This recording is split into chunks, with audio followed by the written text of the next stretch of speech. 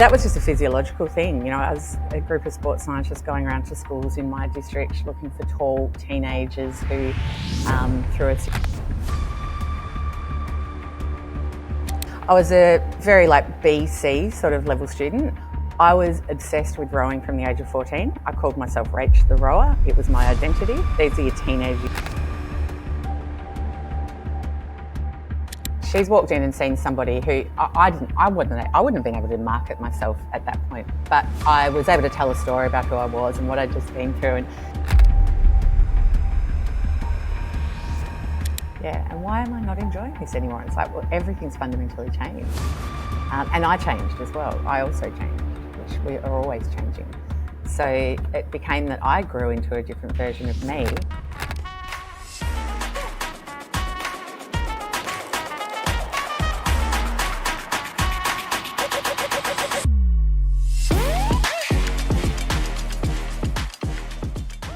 Hello, and thanks for tuning in today. This week's episode is brought to you in conjunction with Upskilled and their mini MBA. If you want to get the skills and knowledge to help move you forward without all of the big expense, then this mini MBA with Upskilled is the right way to go. Follow the link in the show notes and you can get $500 off. Okay, Rach, welcome to the show. Pleasure to be here, Ryan. Great. Well, we will. As we were chatting, as we always have been chatting, we will continue to chat through this show, and now we're going to let other people listen to it as well. Yes, that's right. What an insight they'll get. Yeah, I know. Yeah, who knows what they'll walk away with? But we're going to have fun, and that's probably the most important bit. Awesome. Look forward to it. Yeah. So look, for those who are watching and listening, just give us the infomercial of you.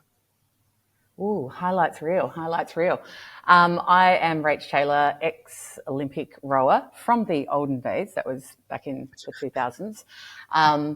And since have been worn many hats, been a mother, still am a mother, a HR corporate career, and then coaching business, which I'm currently in. And I guess there'll be a few of the elements there that you might want to dive into, Ryan, but that's probably the very, very short highlights reel.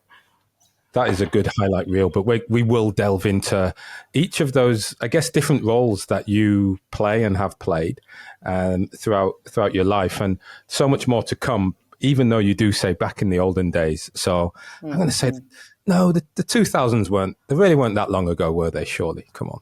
I don't think of them that long ago. Although, man, a lot of water has passed under the bridge. Mind the rowing pun. Since then, when I reflect back, but I think a lot has changed in sport, which is also a good thing in that time. But yeah, it's still a very fresh memory for me. It was still a very significant moment in my life, that decade or so. Yeah, it is. And look, I guess we'll chat a bit about what some of those highlights might have been as an athlete. But you did say today you are as a coach. So talk to me, what do you mean by being a coach? Yes. So that's not a sporting coach. I walked away from my human resource career about a year and a half ago, and decided to package up all of my experience, all of the capabilities that I've developed through being an athlete, through all of the major life transitions I've been through that corporate HR career. And coaching felt like the best way for me to start to pay it forward, to be of service, to almost build a legacy for myself. And what I do now in my coaching business is probably wearing multiple hats, but I think they merge really nicely. One is working with athletes in their transition to retirement, and the other is working with professionals, and often mid-career to midlife professionals who are either feeling very stuck, burnt out, or themselves in some sort of transition.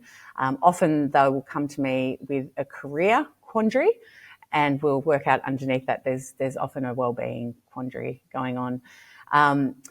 The coaching crossover really, where it really meets nicely is there's obviously I have a very high performance background, but also a very commercial HR and business and career prowess.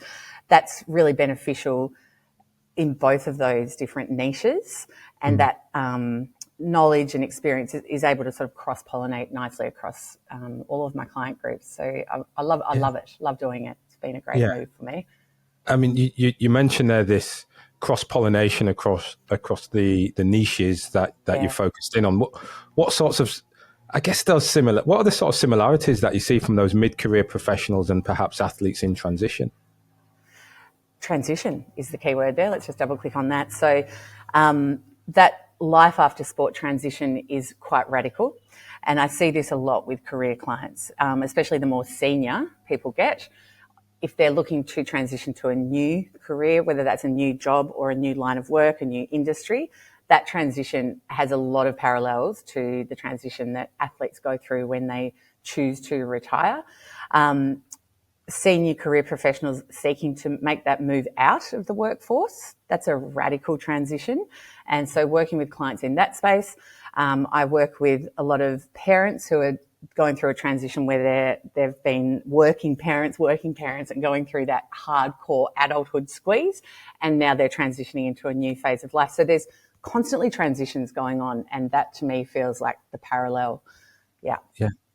I mean, I hear it, and as we talk, but as you know, I certainly believe in those parallels as well. And it is in that transition moment where, well, actually, many of us could do with speaking with somebody else, be it a coach, be it someone, a counsellor in some instances, but just to bounce those ideas around. And you said something about enjoying it. Do you know yet? You said it's a year, but do you know yet what it is that you really enjoy about the coaching aspect?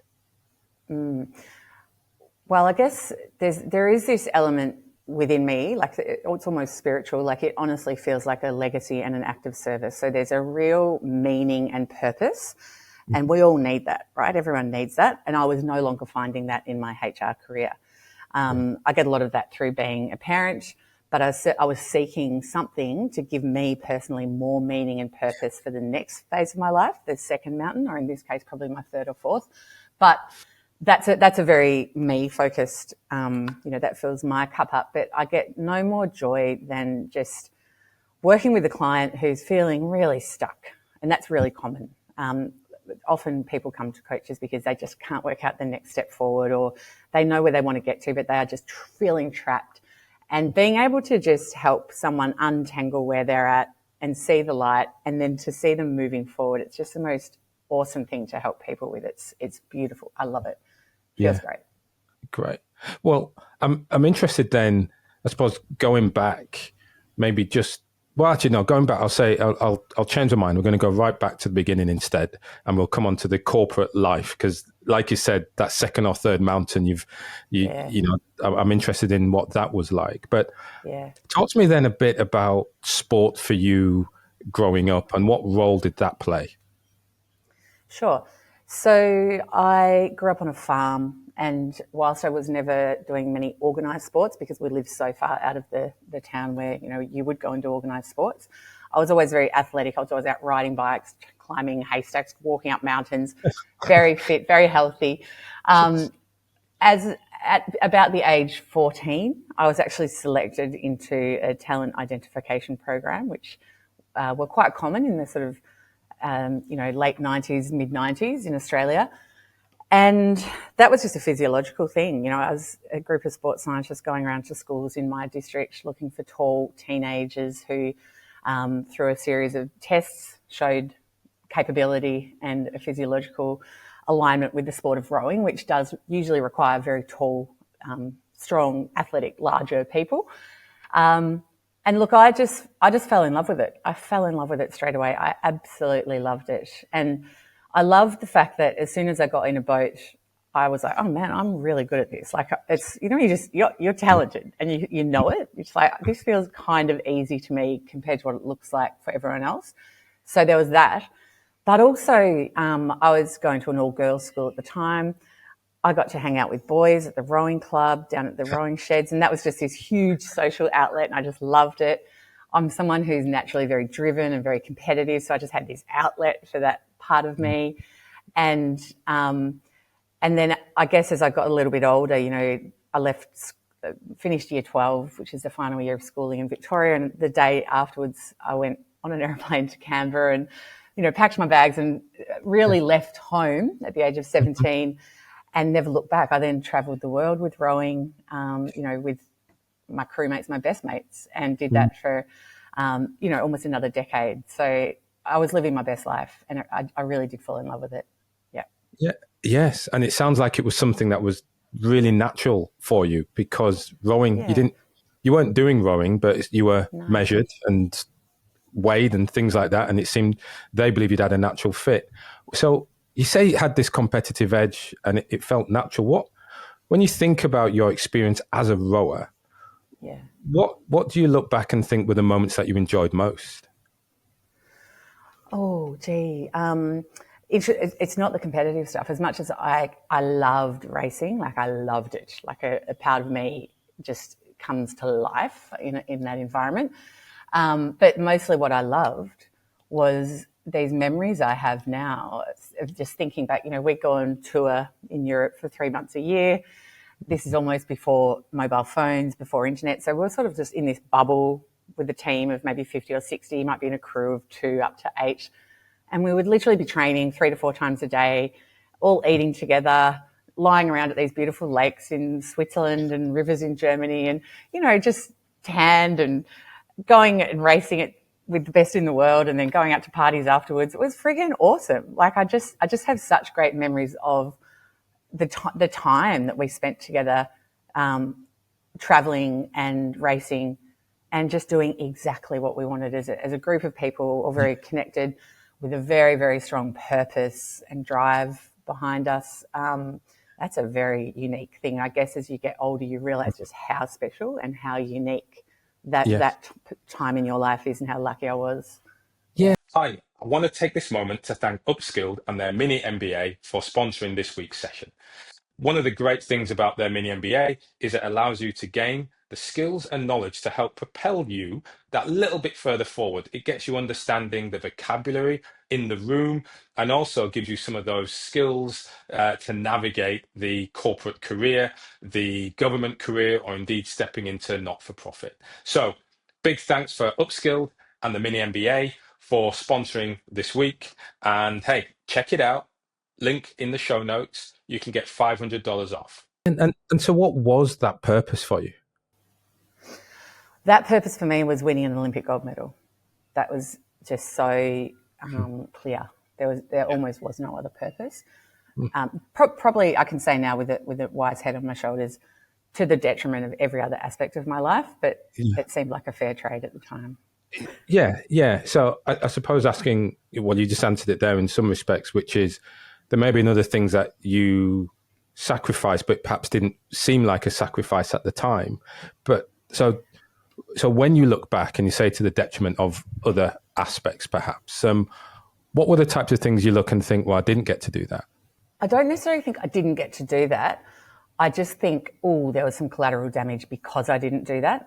So, I mean, certainly occasionally you'd miss out on people's birthday parties and even weddings and things like that because you'd be traveling, but I still don't hold those at all. I certainly was a late starter when it came to any sort of progression in a career, a professional career sense. That really started from 27 onwards for me, so a 10-year delay.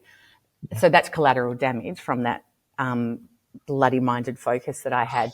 I was willing to mortgage my future for the present at that time, and it really did seem like a fair trade. Would I do it differently? I think sport now supports athletes in some sports to be more proactive, but certainly when I reflect back now, I think of that any sort of movement towards any sort of life outside of sport would have been really beneficial. I was not in an environment or culture, and I was not the sort of person who did that very well. Well, I guess that's one of the bits is, okay, your natural inclination is the competitive edge. You were handpicked to go into an environment where the focus is to win that Olympic medal or have that Olympic success. What type of support was there to think outside of the game, and what encouragement was there to do that? There wasn't. So you know, this is back in the late The olden 90s days. and early 2000s, the olden days, as I said. Rowing is a very autocratic sport. It sort of operates almost military-like in many ways. It's top down.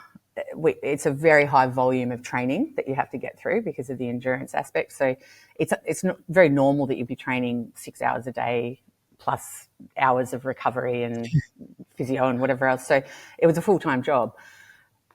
The culture in the sport at the time was the way, culture is how we do things around here, right? It's not necessarily what's said or what's written on a piece of paper that's handed to you when you start your scholarship. But the culture was, it was an inconvenience if I was going to be late for training because of work or because of uni. This was before online studies. So it was difficult to study. You did miss a lot of classes, but would also be gone for big chunks. So it was just, it was a difficult thing to do, and it wasn't encouraged. The culture did not encourage it. In fact, the culture encouraged us to be myopic, and I got high on that Kool-Aid, no doubt about it. To some extent, I think for me to be at the level I got to, that was required. But I also now know my performance would have been enhanced had I been allowed or encouraged some space to develop other parts of me. And I know that now actually academically, not just through lived experience. That is actually in the research.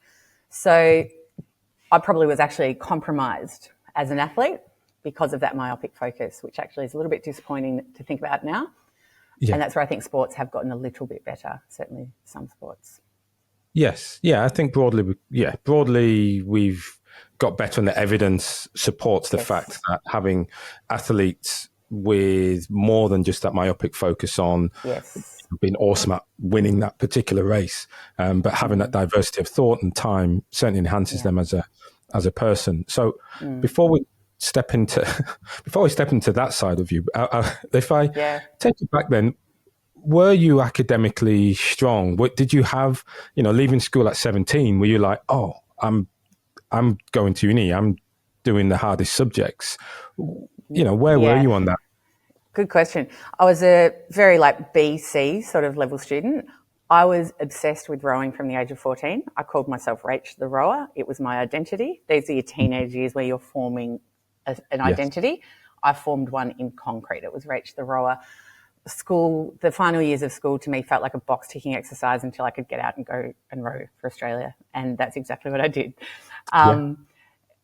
I have been a great student as a mature age student, always getting high distinctions. So as I've gone back academically, awesome. When I apply myself, being a mature student, it's like, this is easy. I've got this. I've got all this life experience to apply this to. Wow. I found university. I was suddenly like one of these gifted academics, and I'm like, no, I'm not, but I'm actually just ready to learn now. And I actually have experience in life that makes this learning relevant to me. So I wouldn't have said I was academic or academically focused leaving school. I was sport focused, and it was already enmeshed in me from an identity perspective. Yeah. So you coming into the rowing environment, that rowing world, you had that focus of becoming an Olympian, taking a medal, and it sounds like you prioritized that above any academic or other career activities. So in terms of achieving your purpose, how did it feel going to the Olympics, and then how did it feel after the Olympics? Yeah, so I was just the right age and stage to, luckily, make the Sydney Olympic team. So what a gift to be able to compete in a home country. It was so awesome. Yeah. Going into that 2000 games, I was in a crew with one other partner, and we, for the 2 years leading in, we were some of the favourites in that event. We were some of the fastest in the world. We'd sort of be medaling at all the different World Cup and World Championship regattas leading into. So we certainly went into Sydney with very, very high hopes. I had not considered anything other than winning that race in Sydney. That was my entire life. That was my entire life's work to that point. And my pair partner, Kate, had won a gold medal at the Atlanta Olympics in 1996. So she was coming in as a back-to-back, trying to win a double up. So there was a unique pressure on her. And because I was her new partner, I inherited that pressure as well. Yeah. It was a home Olympics. So in a sport like rowing, where we're not used to having spectators, we actually did. We actually had the media really watching us, and it was pretty cool. But yeah, there was certainly heightened pressure and excitement, anticipation, and also heightened support. Like, it was unbelievable, the level of support we had. Sitting on the start line, we made it to the final of the Olympics. And, all of my life's work had got me to that point, just to be sitting there waiting for a green light go. Yeah. We had a great race, but we came second. And I say, but we came second. I was, I'd love to say, and we won, and then everything went well. We crossed the finish line, and I've never heard such deafening cheers, because we're Australian, and there's, about a 1 kilometre long grandstand along the second half of the rowing course, just full of Australians. Yeah. So crossing the finish line was a real melting pot of emotions, because I was just so fucking relieved it was over. Like, that was the first feeling. But then it was just like this mad, like, cauldron of crazy energy and excitement and joy from the grandstand, from my family and friends and everyone there. But then I was also really devastated by coming second. And that was such a weird thing to try and, cognitively work through. Very quickly, I realised there was no place for that disappointment. I couldn't share that with anyone. That was just a private pity party I could have by myself. So, it was a pretty interesting time. And so the moment, crossing the finish line with that mixing pot of conflicting emotions, and then going immediately onto about a 2-month circus of non-stop media and events and parties and, Parliament House dinners and ticker tape parades in all different cities. And it was like a circus, the best kind of circus. Yes. So I was in the perfect position to just party and drink my way through any negative emotions and just shelve them. Yeah. When that all finally ended, did I fall in a heap? Oh my God, yes, I fell in a heap. I fell in a very deep, dark hole. And that was physical, that was emotional, that was psychological. And I think I didn't have time to spend in that hole, because then I had to get a life, right? I had to get a bond and move back to Victoria. And I didn't have time to wallow there, but that's where I was. That's what it felt like. And I think I stayed in that hole for a very long time, maybe a year, but not really being able to be there. I had to just get on with it. And it was a tough time. And I think that's really normal for a lot of athletes, that they will go through something like that, with a very different flavour for each of them. Yeah, after that peak performance, and then that come down in many respects. And like you say, for you, you go immediately on this Olympic circus because, well, you've got a nation that's really proud. They said, wow, you medal. This must be they were so happy for us. Yeah. Everyone in my life just wanted to celebrate with me, and they'd all been part of it. And it was so special, like, to the primary school I went to random friends of my family, to, everyone I'd ever touched or been a part of, or every community I'd ever been involved in wanted a piece of it. And it was awesome. That's so beautiful, to be part of something so supportive in your home country. But the conflict is when deep down inside, you're managing the fact that you feel like you failed, and your whole identity was wrapped up in what that outcome. Yes. So now you haven't just failed, but you are now not worthwhile, or, there's a lot of psychological stuff that goes on there. During that period, that year or so, where did you struggle the most? I think that's a great question. Because there was a lot of struggle. On the outside, if you had met me that year, you would have thought I was doing fine. You would have been like, she's having a great time. But what probably one of the biggest things I struggled with, and I didn't expect or was not prepared for, was the complete loss of my tribe, my people. I'd left home at 17, a farm in Ballarat, and come back many, many, many years later to Victoria, which no longer felt like home. My home was my rowing boat, my crew, my teammates. It was a suitcase. It was a hotel room.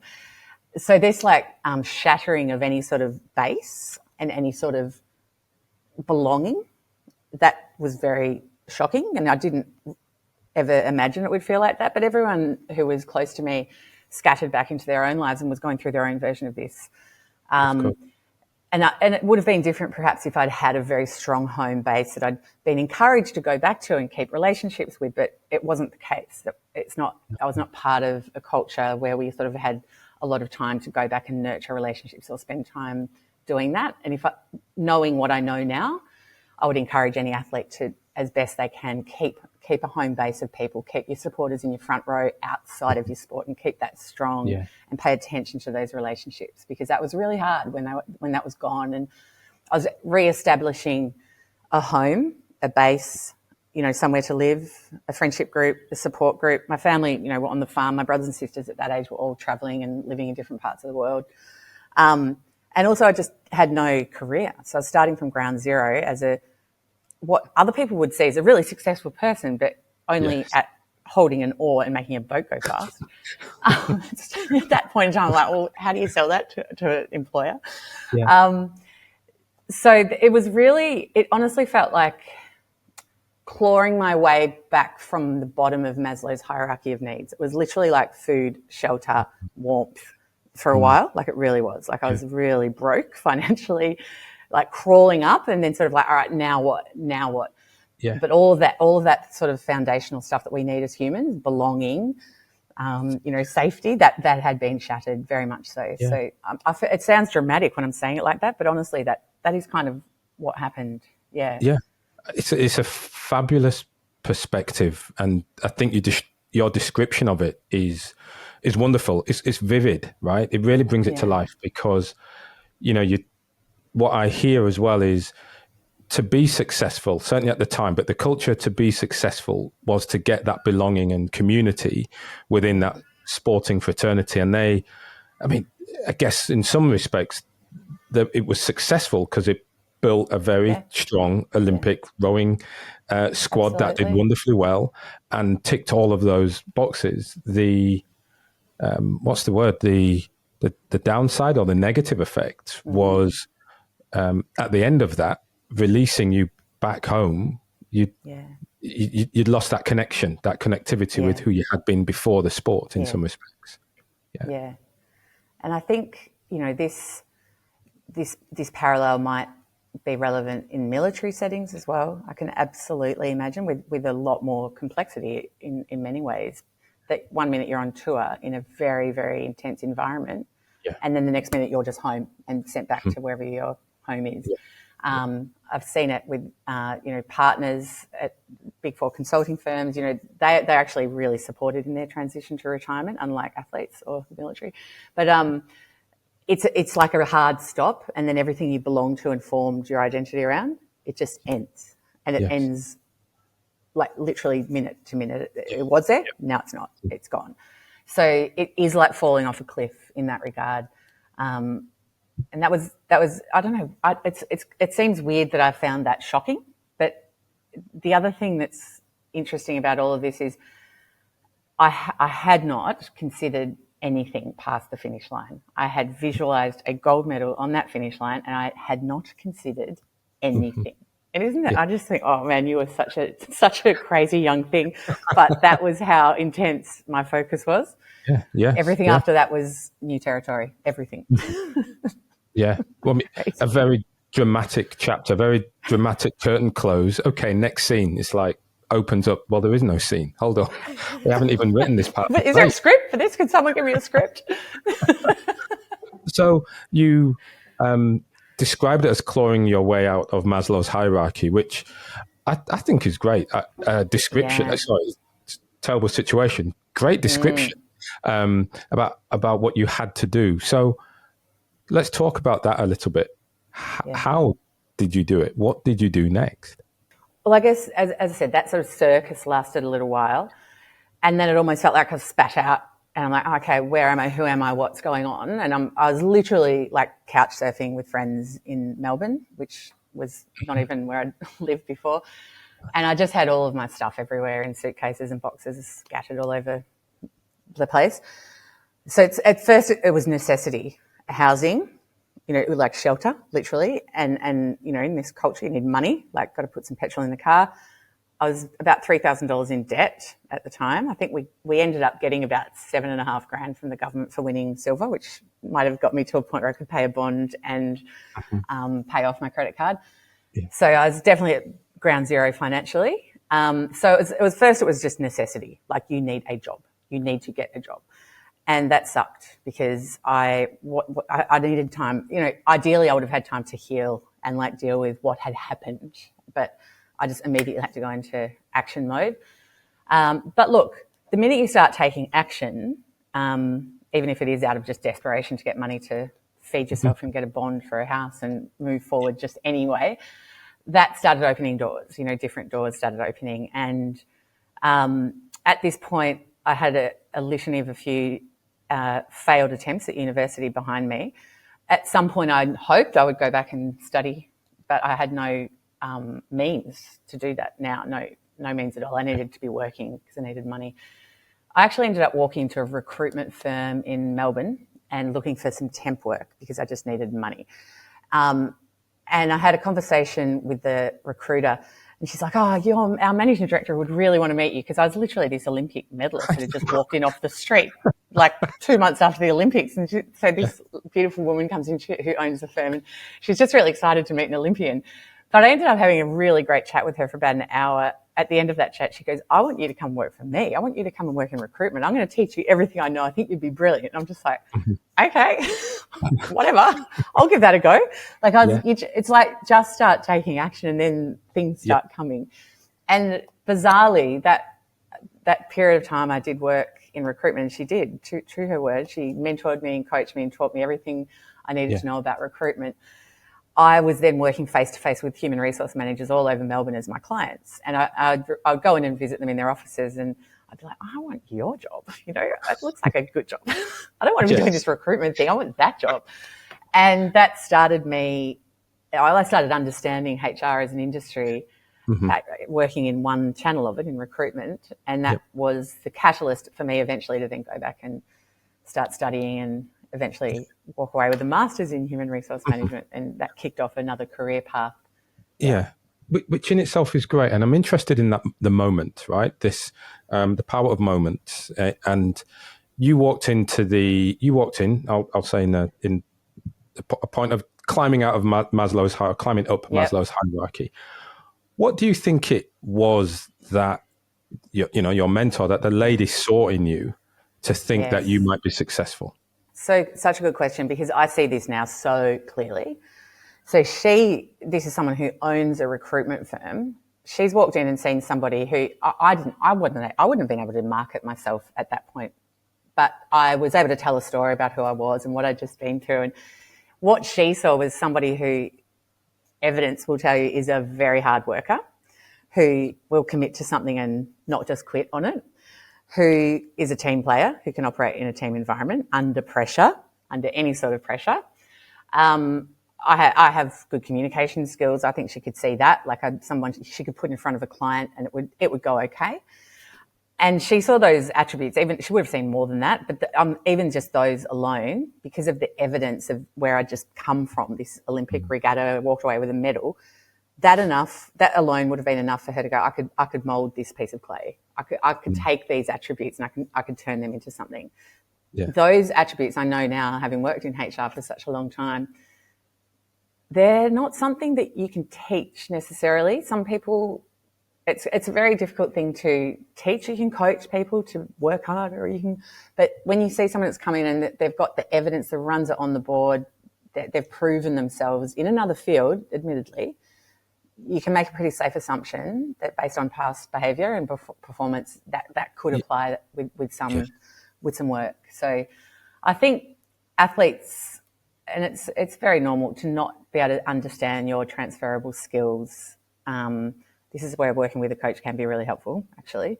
I'll just give myself a plug there, because it's hard to see what you can't see. Yes.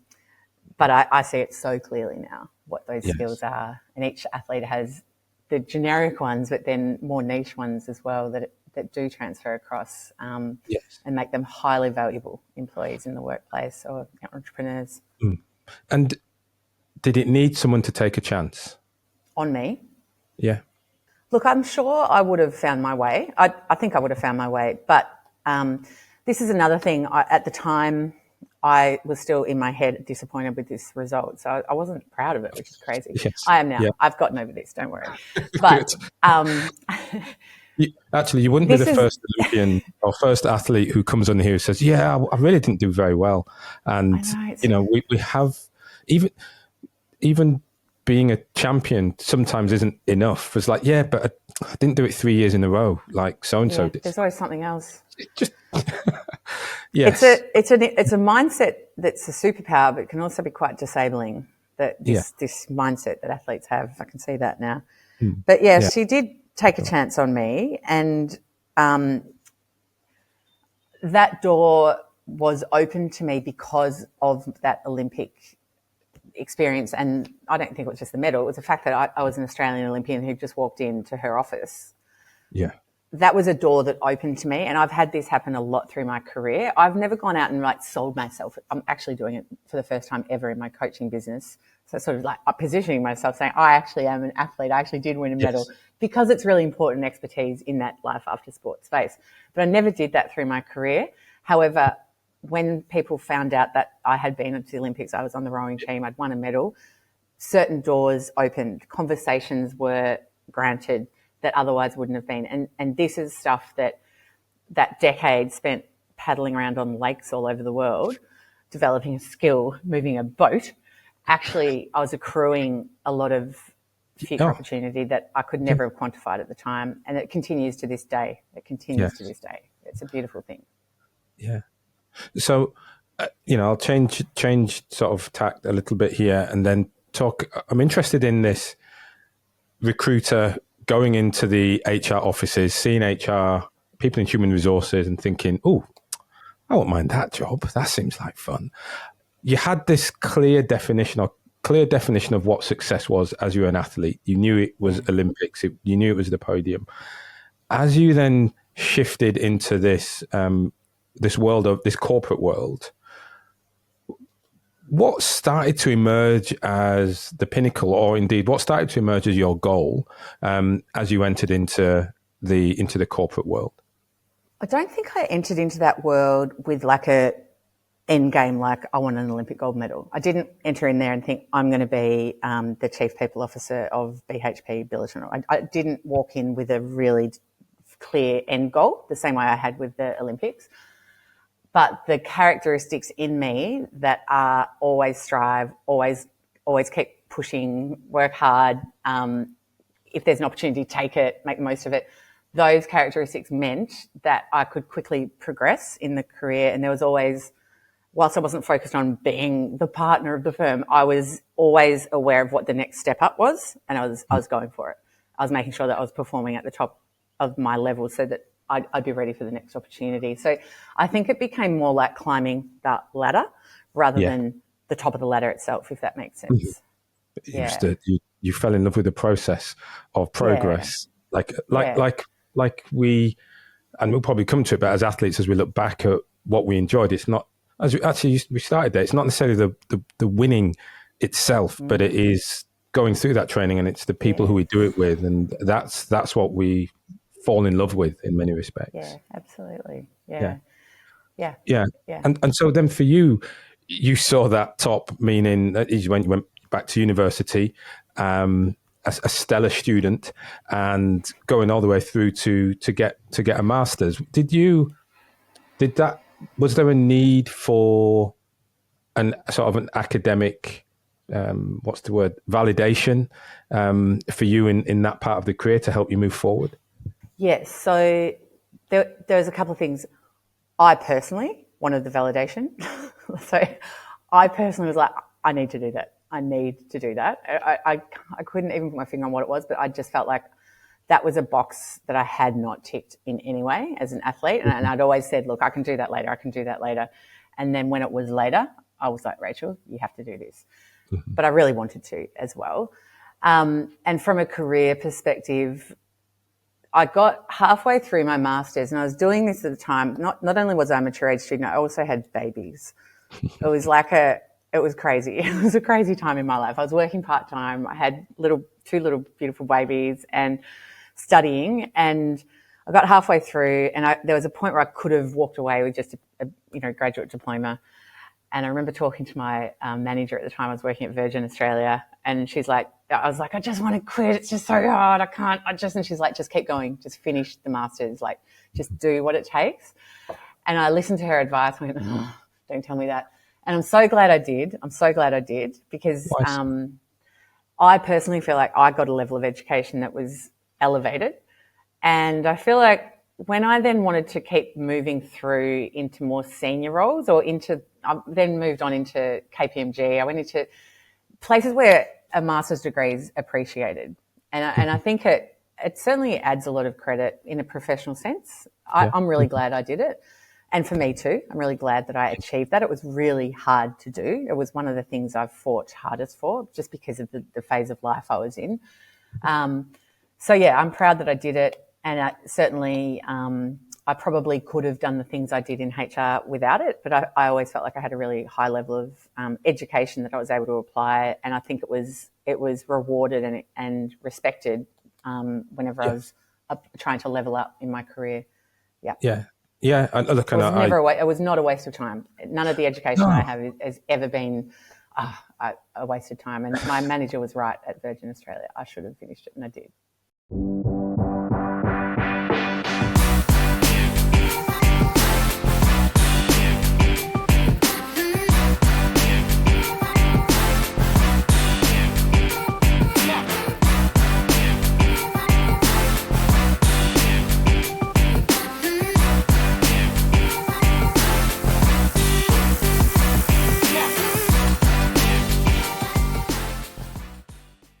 Yeah, and there's this interesting.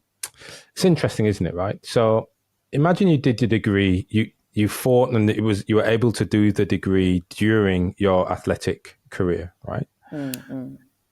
Yeah, you probably absorbed more, learned more doing your degree later, and then the masters when it was aligned to that purpose, like, well, I'm doing this to be better in the room, to move me further forward on this career path, right? Yeah, and it's this hard thing between, you should do it, you should study earlier and get it done earlier versus doing it later. Yeah. I agree. I would not have been a HD level student had I been rowing, and it would have been like Rachel going through year 11 and 12, a box ticking exercise until I could row. Yeah. But it would have been hugely beneficial to be taking some steps towards, like, even if I'd walked away with an almost completed arts degree that I just box ticked my way through, that could have then turned quickly into something else, or a postgraduate, or anything I could have been doing, even working in a role that was mildly related to anything I wanted to do in the rest of my life. There was no movement forward in that sense. No. But you, and I agree with you, because I do see I did my MBA, my master's as well, and it's about that capturing of knowledge and skills, and sometimes that confidence to move forward because you believe you've got it. And I think being able to capture that when you have a purpose is even more important. Yeah. But the bit that you really nailed as well is action. So you talk about taking action, and so whilst during the athletic career is take action towards what you enjoy doing. Take action to those things, because it will definitely repay later on. 100%. Any action is better than no action. And it would probably feel a little bit insignificant and like it's not even worth doing because it's only 10% of your focus. But I would say that 10%, will compound and pay big dividends down the track. So anything you can do to just move forward, will not be time wasted. Not at all. Mm-hmm. Yeah. So you ended up in a sector and in roles that you had not dreamed about as a child or indeed as a young adult, right? And I guess to some extent the the part of me getting into the question is, you were doing things that you didn't perhaps know existed as an athlete. And, you know, I certainly remember walking down the streets in London, and there were all of these banks, like loads of banks in London. I'm thinking, what do they do in there? And is it different to them? And why are they all, what goes on here? I just don't get it. I didn't get, what sorts of roles did you end up doing in HR? What did you start to enjoy? I did love working at Big Four consulting firm. I loved my time at KPMG. It was such a high performing environment and such a fast paced environment. It felt most similar to elite sport. People really wanting to achieve, really striving hard, really focused on moving up. But that's also has its downside. So it's pretty intense and pretty but I loved working. I loved working on employee engagement. I loved working with remuneration. I loved working in the employee wellbeing space. Anywhere where it was about optimizing the experience and optimizing the wellbeing and optimizing the performance. That was a parallel to my elite athlete days, and it felt like I was coming in even as a junior HR practitioner. I still had this lived experience, this decade of high performing teams, optimizing performance capability that transferred across. And those were the areas of HR that really gravitated to, less so. I was less interested in employment relations or policy and, process. I was very much visionary and wanting to redesign employee initiatives and how do we engage these people? How do we drive performance? So there was a great career in that sense. Yeah. Mm-hmm. And so from that as your career, that been your, second wind as a starting point. When did you start to feel you were ready for something else? It happened slowly. And I think during COVID was when things shifted for me. The part of HR that I'd loved was on its knees. So the employees, I was at KPMG at the time through all of COVID. Actually, I was with a law firm at the end, but we were dealing with 10,000 employees all over Australia who were going through a pandemic, all suddenly working from home with kids running around in their houses, and I saw and heard situations that I just still find really distressing, like that our employees were going through at the time. It started to become really unfun for me. It started to become a real grind. And, in HR, you are the person who, behind closed doors, every day you are dealing with the fallout of anything that's going on in the workforce. And you're dealing with the human fallout. And it really got pretty dark, and I don't think that we've recovered from this either as a work culture. And I started to really find it difficult. And at the same time, although I wasn't aware of it at the time, because this is what happens with burnout, I was burning out myself. So I was starting to get cynical and negative, and I'd loved this career, but it was because I was personally burning out, but I was so busy managing other people who were in different states of crisis and mental health disrepair and burning out themselves. I hadn't had time to fit my own oxygen mask. So that's sort of how it started for me. And also it got to a point towards the end of COVID where I was having to write and enact policies I personally fundamentally didn't agree with, and it started becoming ethical for me. And I sort of ended up getting to a point where I'm like, I kind of disagree with the system of work at the moment and the effect it's having on humans, and I'm not feeling like I'm able to make a positive impact here anymore. And that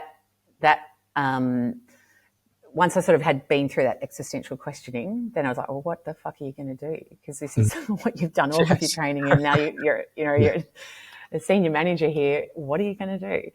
So there was a little bit of mental wandering in the wilderness to try and work that out, and I did land at coaching eventually, and that has been the right decision. But it was a bit of a process over 2 or 3 years. Yeah, I guess, and it is amazing because you talk about, COVID impacted well, all of us in Yep. simple terms, right? We're all impacted Yep. by COVID. But what you've described is it shifted, and I've never thought about it in this way, but it shifted the environment. You thrived in an environment, and COVID removed it, shifted it. Yep. And so suddenly you're operating in this world where it's like, well, actually, this is not what I signed up for. I'm not enjoying it. Yeah. And I've never, I guess, I'm listening to you and I've thought, yeah, actually, I've never thought about how COVID did that, which meant it's not just the burnout of COVID, but suddenly it's like, no, I enjoyed this meeting in this way. I enjoyed doing these certain things or the way we interacted, and poof, that's gone. Yeah. Yeah. And why am I not enjoying this anymore? It's like, well, everything's fundamentally changed. Yes. And I changed as well. I also changed, which we are always changing. So it became that I grew into a different version of me, and the workforce changed into a different version of it and the way we work. And I no longer fitted into that box. And it would have taken less courage to just stay there and be miserable and just be a burnt out old grumbly HR practitioner. Just, I could have done that, but it's got to the point like I'm going to destroy my soul. Yes. I think people do that a lot just because financially, just because what else would I do? Because it's fucking scary to change and go, I'm going to start a business. I'm going to make a massive leap sideways and do something totally different. It takes a lot of courage to sit with your discomfort and then do something about it. So that's what I did. Yeah. And how? I mean, you had someone take a chance on you. Well, again, rowing ended. Boom.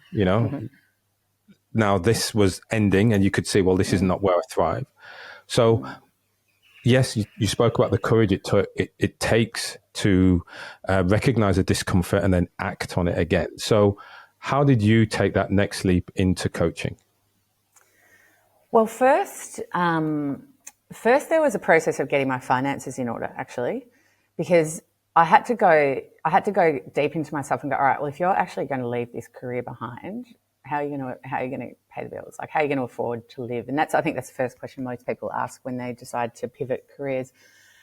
And so before I'd even considered coaching, I had to take stock of where I was financially. And whilst I'd been working one of the big things I'd done for the sort of 15 years whilst I was working in HR and whilst we had a family and little children, I was always renovating properties. I'd always been a property investor, and I always had this kind of nuance that my escape route eventually would be through property. It was not going to be through working hours.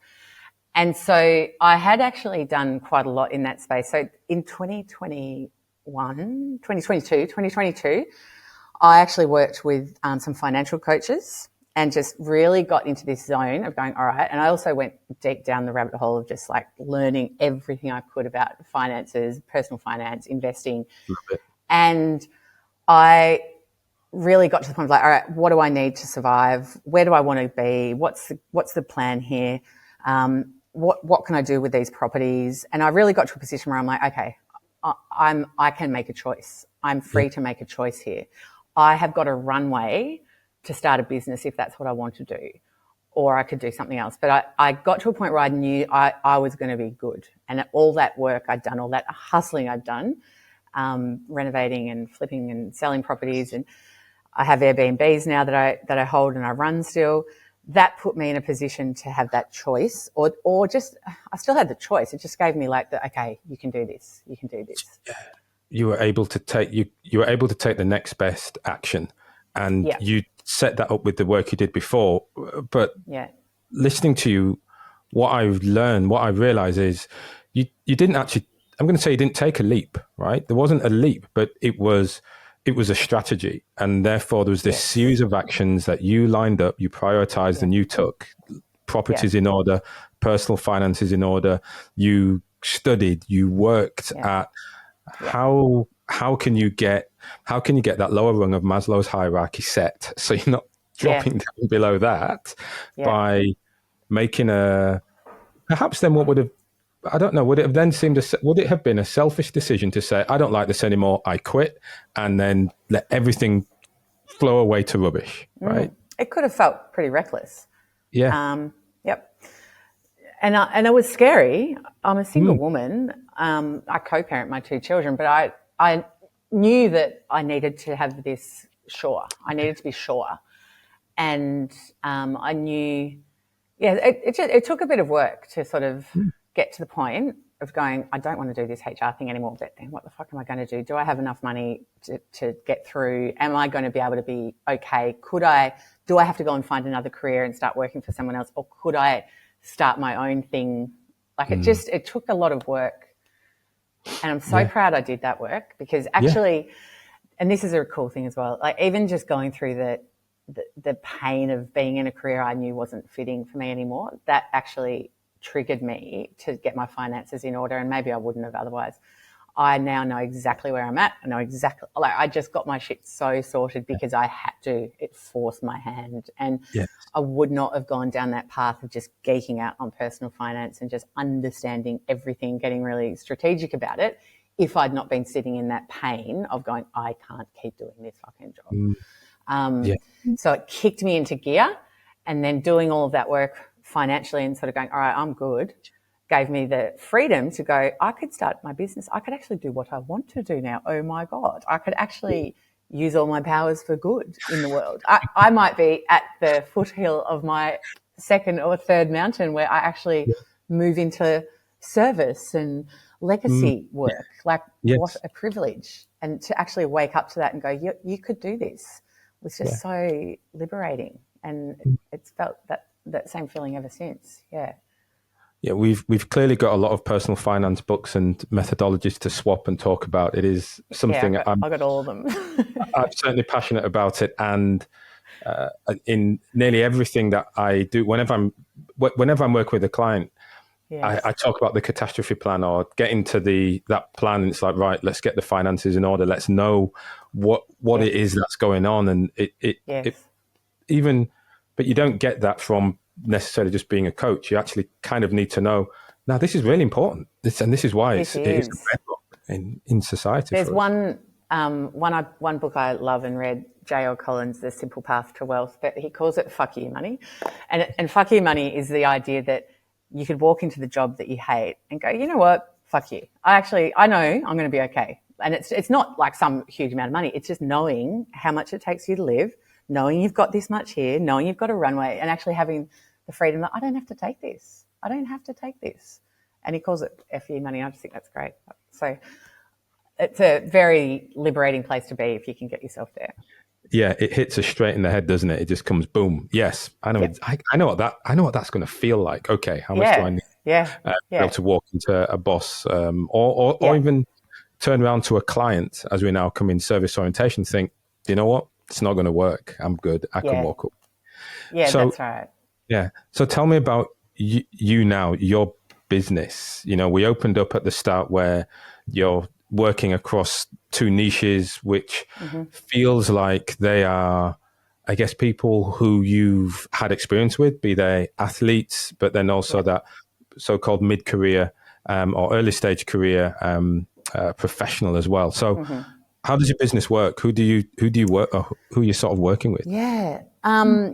So first of all, I'll just say it just feels like such a privilege, and I've created it for myself, but to be able to manage my own time, that's probably the best part about the whole thing. It's just like I am the master of my time, and I'm able to choose clients, projects, opportunities that are fully aligned with me on the deepest level.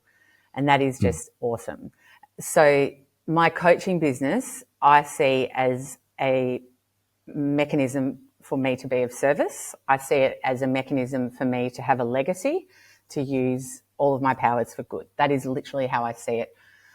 I have time to, I have the capability to manage my time so that I'm able to prioritize what actually matters to me in life, which is my health and well-being, my family, my friends.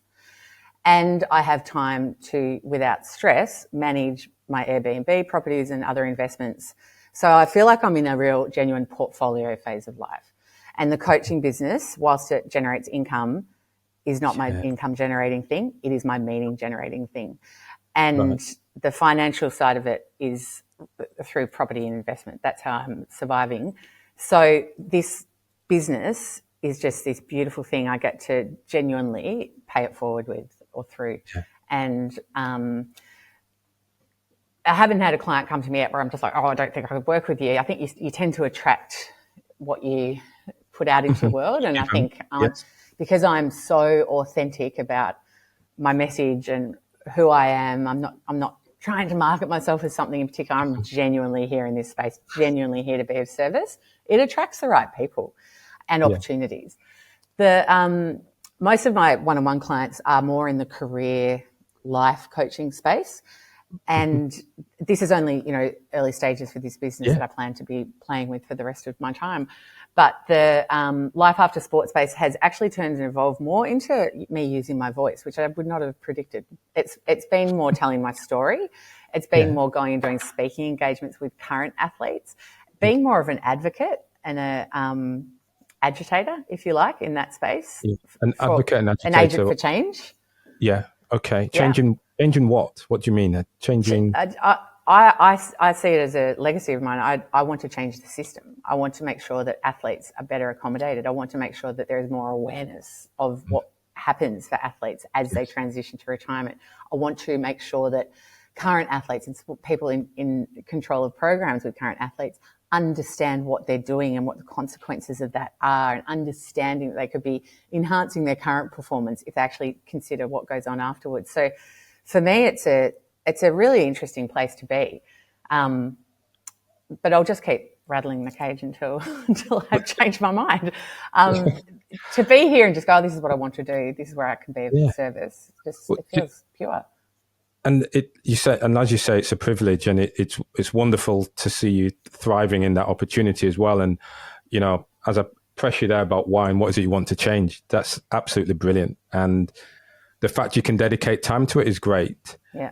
What I think is also really worth just stepping into a little bit is the fact that you're in this portfolio career, right? Yes. And so often, especially as athletes, but so often as individuals, we feel I can only have one job, and that's how I spend my time. Yes. And that's it. All the meaning, the value, the financial, all of that has to come from one role. And what you've just described is actually no. There's a separation between the financial vehicle and the vehicle of meaning. Totally. And it's totally new territory for me. It's only just landing on me now going, oh, this is where I'm at. This is what I do. This coaching, like even when before we got on this call, I was saying I'm just trying to cool my jets a bit with the coaching business, because it was never designed to just consume me and be another full-time job. It was not. It's my vehicle for meaning. And I'm seeing it more clearly, and I'm ring fencing it.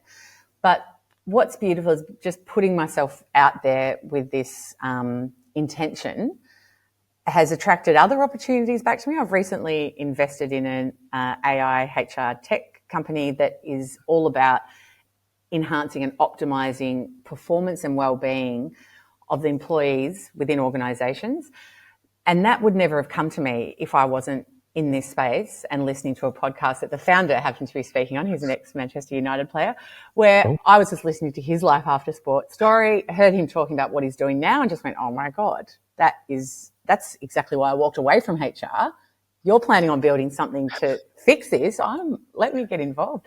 So when I say portfolio, I'm able to be open to opportunities like that. And now I'm a strategic advisor in that startup as well as an investor. And it's just, this is the portfolio, and it may grow further, but I'm involved in that organization because I am so aligned with that purpose. It's solving the problem I walked away feeling disenfranchised about. Yeah. So this is the beauty of, in some ways, this phase of life. But I do see a lot more younger people desiring and seeking out portfolio careers for themselves. And I think it's becoming less common to just have one lane that you swim in.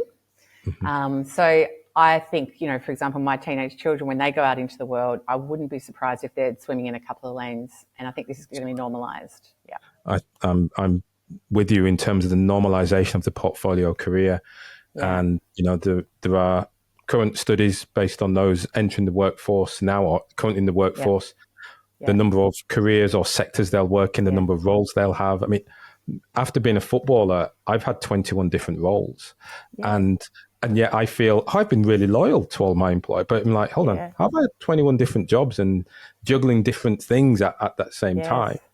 And it is important both for, I think, athletes retiring, but also those in more traditional workforce to come to terms with this fact that you might get paid in 2 or 3 different ways, and each one can give a sense of, like we said, value or meaning or financial security.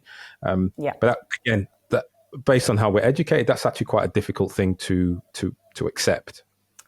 Yeah, I feel I'm doing a lot of work imprinting that message on my children because it's not being imprinted at school. They're at a great school and it does encourage them to think broadly. But I'm saying to them, think of all the different things you could do. Don't just think about what uni you go to and what job you get. You'd be a friggin' awesome entrepreneur. Think of what problems you could solve, and think about what interests you have and where you can align that into a cause. Like, I think, generally speaking, younger generations coming through are looking for careers that are better aligned with them and their values and who they are, much more so than, say, my parents' generation. That's now quite a thing and it's quite normalised. And I think we're going to see the workforce radically change over the next 3 to 7 years, where work as we know it won't be recognisable, and we're all going to be in a very different position where we will be able to work in this way. We will have more opportunity to work in this way. And if you can start dialing your mind into that sort of thinking now, rather than thinking, who will I work for? What will I do for them? How am I going to make money for my employer? Like, think differently, think broadly. I'm really pleased. I always thought, I don't think I'm going to ever make enough money to do anything with just a PAYG job. I just sort of knew that. I was like, especially starting at 27 on a shit salary, I was like, everyone else is already 10 years ahead. Like, I need something else, which is why I started reading the Property Investor magazine when I was back in my 20s. I'm like, I need another plan. Had I not taken that course of action, this would be a very different conversation right now. Yes, it would. So tell me then, athletes coming through their careers today, what advice would you give to them about, with regards to thinking how they should live their life, or what should they be thinking about from a career transition perspective, from a life after sport angle? Yeah. So there's a few things, and this is not just my opinion. This is research based. I'd absolutely be, like I mentioned earlier in this podcast, focusing on who's in your front row outside of sport. So where is that home base for you? Where is home? And who are those people that are going to cheer you on no matter what outside of sport? Only has to be, let's call it 5, one handful. Really put some time and effort into those relationships. Have your social support network outside of sport established and give a shit about it. That is really important. That will shield you when things go wrong, when you get injured and you are retired, when you don't make the team. That is what will shield you. It's not going to be your teammates at that point when you are critically injured or deselected or delisted. It's those people. So don't just ignore that. And if you're in a sporting environment where it's not encouraged, you have to take some responsibility for that. And it is a shield. I'd see it like a shield. The other thing is your identity. So whilst I was Rach the rower and it was completely enmeshed in my athlete identity, that was a liability for me after sport, because I had to start from ground zero and actually work out who the hell I even was if I wasn't Rach the rower, because she just disappeared. So be curious about other things you're interested in and actually follow them up. Like, my son's bizarrely really good at rowing at the moment. He's nearly 17 and he's a great surfer. He's a great snowboarder. He's got heaps of great mates. And I'm like, keep doing all of those things. Like, keep surfing, keep your mates back in Perth. Like, keep your interest in all the things that you love. Keep going to see bands, keep learning to play the guitar, keep, seeing yourself as more than just a rower or a footballer. So that doesn't have to be some sophisticated thing. It's just that I wear multiple hats. I'm not just Rach the rower. I'm also these other things. And And then, as I said before, one of the biggest things, it is the single biggest factor that will determine the level of success you have in retirement. That is the level of planning that you've done, the level of pre-planning. So again, that doesn't have to be some huge, sophisticated 5-year plan. It just needs to be, I've got a bit of a vision where I'm going. I've got some steps I am taking. They're small. I'm turning a dial on a few things to move me forward just a tiny little bit. In any time that I have where there's a little space, I'm doing something towards that end game. And don't think you're going to have it all worked out, because you won't. Like you and I said, we didn't even know what these jobs were that we ended up doing. Like, I didn't even know they existed. But any steps you can take towards creating a bit of a plan or a bit of a vision, even if it's having a fucking Pinterest board with where you'd like to be and who you'd like to be with and what your life is going to look like, that is enough for me. And then start taking the little steps towards making that a reality, just tiny ones. So those are the big ones. Those are the big ones that the research will tell us also are significant in shielding you from a sudden impact retirement, and also shielding you from what actually on average takes about 2 years for any athlete to successfully transition out of sport. So yeah, that's what I'd be doing differently if I knew what I know now. Wonderful. Rach, I've got to say thank you for the chat, quite simply, but, bringing your perspective to career transition, but also sharing your story. People are going to be listening and watching this show. They're going to probably want to reach out and follow your journey. Where can they find you? What's a good way to get in touch? You can hit me up at rachtaylorcoaching.com. And I'm also on LinkedIn, Rach Taylor. So they're the two places you'll find me. And I'd love to have a virtual coffee with anyone who's interested in having a chat. And everything that I sort of do is on the website, all of the different hats I wear and the different services that I provide. And as I said, like I'm very much here of service. So I really am genuine in saying that if people just want to reach out and have a chat, have coffee, I'm always open to it. Wonderful. Rach, thanks again for your time today. You are welcome. It's been a great chat. Thanks, Ryan.